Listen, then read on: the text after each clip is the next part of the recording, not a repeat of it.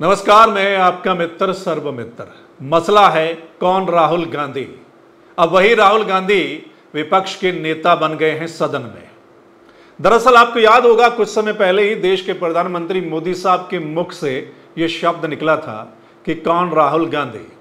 जब वो एक इंटरव्यू दे रहे थे चुनाव के दौरान, तो एक पत्रकार ने उनसे पूछा था, राहुल गांधी को लेकर कोई सवाल किया था, तो प्रधानमंत्री साहब ने बोला था कौन राहुल गांधी।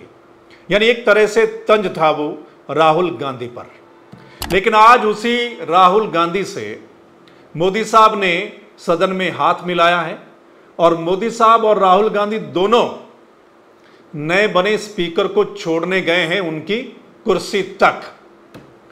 तो आज कई सारी बातें जो है वो वायरल भी हो रही हैं, सोशल मीडिया पर कई सारी बातें चल रही हैं। दरअसल अब राहुल गांधी की सहमति भी लेनी होगी मोदी साहब को कई मामलों में, वो भी हम आपको बताएंगे। लेकिन राहुल गांधी के पास एक बड़ा मौका अब आ गया है, यानी वो विपक्ष के नेता बन गए हैं। यानी एक तरह से वो पूरे विपक्ष का नेतृत्व करेंगे सदन में। उनके पास पूरा मौका होगा बोलने का, और विपक्ष के नेता के पास पावर होती है, उनको समय दिया जाता है, पूरा समय दिया जाता है किसी मुद्दे पर बोलने के लिए। एक बात तो ये, यानी मोदी साहब के बिल्कुल सामने बैठेंगे राहुल गांधी और बोलेंगे, सरकार से सवाल जवाब करेंगे, खुलकर सवाल जवाब कर सकते हैं। दरअसल हमारे देश को एक बड़ा लोकतंत्र कहा जाता है, और लोकतंत्र की मजबूती के लिए एक तो विपक्ष का मजबूत होना बहुत जरूरी होता है, और दूसरा विपक्ष के नेता का मजबूत होना बहुत जरूरी होता है। यानी विपक्ष का नेता ऐसा होना चाहिए जो हर मुद्दे पर सरकार से सवाल करे, जवाब मांगे, तथ्यों के साथ, फैक्ट के साथ, यानी हर मुद्दे पर फैक्ट के साथ वो सवाल जवाब करे, तो तभी लोकतंत्र जो है वो मजबूत हो सकता है। बाकी विपक्ष के नेता के पास बहुत बड़ी पावर भी होती है, कई सारी शक्तियां होती हैं, उस पर भी बात करते हैं। राहुल गांधी ने दरअसल पहली बार कोई संवैधानिक पद लिया है। पिछले 10 साल यह पद किसी के पास नहीं था। क्यों? क्योंकि इतनी सीटें ही उनको नहीं मिली थी, किसी और पार्टी को भी नहीं, और कांग्रेस के पास भी इतनी सीटें नहीं थी कि वो अपना विपक्ष का नेता बना सके। क्योंकि जो टोटल सीटें होती हैं उसकी 10% सीटें लेना जरूरी होता है, यानी 54 सीटें आना बहुत जरूरी होता है। और पिछले 2 इलेक्शन की हम बात करें तो 2014 में कांग्रेस को 44 सीटें मिली थी और 2019 में 52 सीटें मिली थी। इसलिए विपक्ष का नेता उनका नहीं बन सका। लेकिन इस बार उनकी 100 के करीब सीटें आ गई हैं, सो उन्होंने अपना विपक्ष का नेता बना दिया है। और खबर यह थी कि राहुल गांधी विपक्ष का नेता नहीं बनना चाहते और शायद किसी और को बनाया जाएगा। लेकिन आखिरकार विपक्ष की मीटिंग हुई, जो इंडिया गठबंधन है मीटिंग हुई, उसमें नाम तय हो गया और राहुल गांधी का नाम ऐलान कर दिया गया कांग्रेस की ओर से। अब राहुल गांधी विपक्ष के नेता बन गए हैं। सो विपक्ष के नेता के पास कौन कौन सी पावर होती है? एक तो जो मैंने कहा कि अब मोदी साहब को सहमति लेनी पड़ेगी कई सारे मामलों में राहुल गांधी की। किन मामलों में? दरअसल हमारे देश में कई बड़ी नियुक्तियां होती हैं, जो बड़े बड़े अफसर हैं किसी डिपार्टमेंट के, उनकी जब नियुक्ति होती है तो विपक्ष के नेता की सहमति लेनी होती है। जैसे कि सीबीआई के डायरेक्टर, विजिलेंस के कमिश्नर, मुख्य चुनाव आयुक्त, मुख्य सूचना आयुक्त, लोकपाल या लोकायुक्त, ऐसे और भी कई पद हैं जिनको लेकर, यानी जब नियुक्त किया जाता है तो विपक्ष के नेता की सहमति जरूरी होती है। सो अब मोदी साहब को राहुल गांधी की सहमति लेनी पड़ेगी।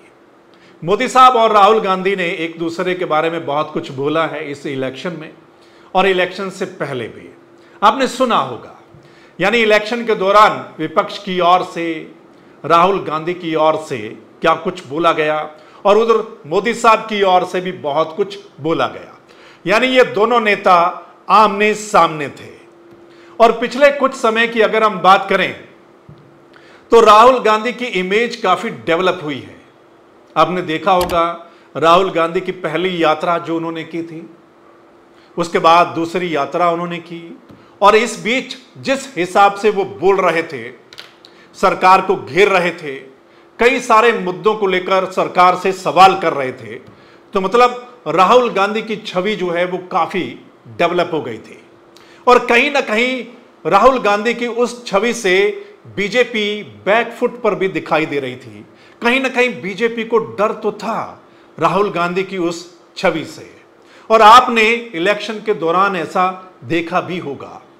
यानी विपक्ष के नेता जिस हिसाब से बोल रहे थे, राहुल गांधी बोल रहे थे, अखिलेश यादव बोल रहे थे, ममता बनर्जी बोल रही थी, तेजस्वी यादव बोल रहे थे, सरकार को खुलकर वो घेर रहे थे कई सारे मुद्दों को लेकर।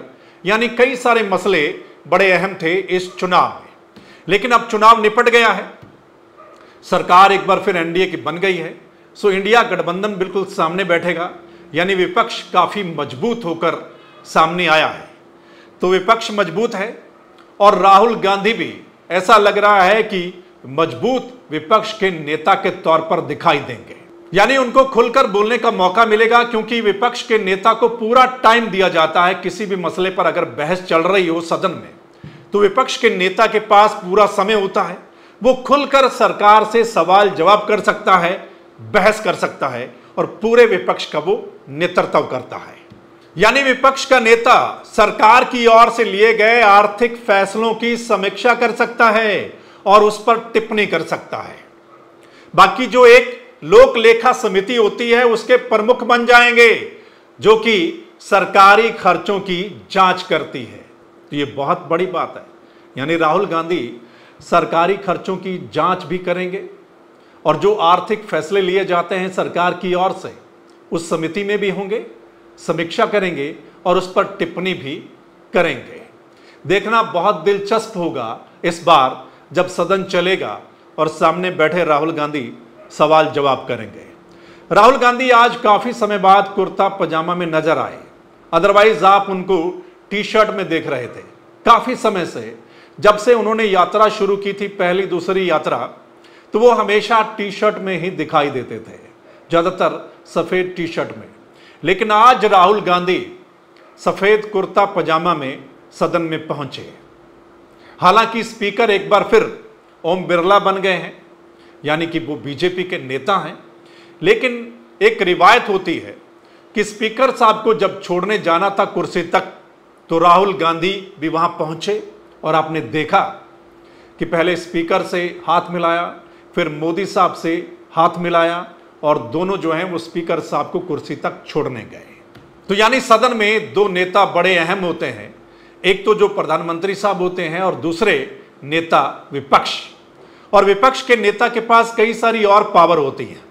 यानी कैबिनेट मंत्री के तौर पर एक तरीके से पावर होती है। कैबिनेट मंत्री का एक तरीके का रैंक होता है, बंगला मिलता है बड़ा।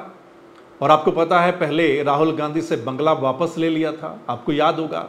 अब एक बार फिर उनको बंगला ऑफर किया जाएगा। देखना होगा वो बंगला लेते हैं या नहीं लेते हैं, वो थोड़े दिनों में पता चल जाएगा। और भी सुरक्षा भी उस हिसाब से होती है, सचिवालय में ऑफिस मिलता है, वेतन भत्ते भी अलग से होते हैं। बाकी तो खैर वक्त बताएगा, जैसे जैसे आगे सदन चलेंगे तो वक्त बताएगा कि राहुल गांधी किस तरह से विपक्ष के नेता के तौर पर नजर आते हैं, और जब वो सरकार से सवाल करेंगे तो फिर सत्ता पक्ष की ओर से किस तरीके से जवाब दिए जाएंगे। बाकी आपको क्या लगता है दोस्तों कि राहुल गांधी पहली बार विपक्ष के नेता बने हैं? बड़ा पद होता है, बड़ी जिम्मेदारी होती है, पूरे विपक्ष का नेतृत्व करना होता है।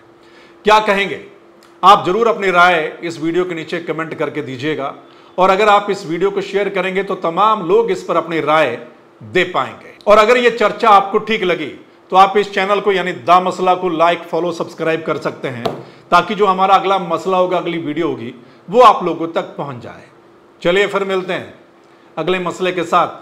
तब तक के लिए नमस्कार, आदाब, सत श्री अकाल, राम राम।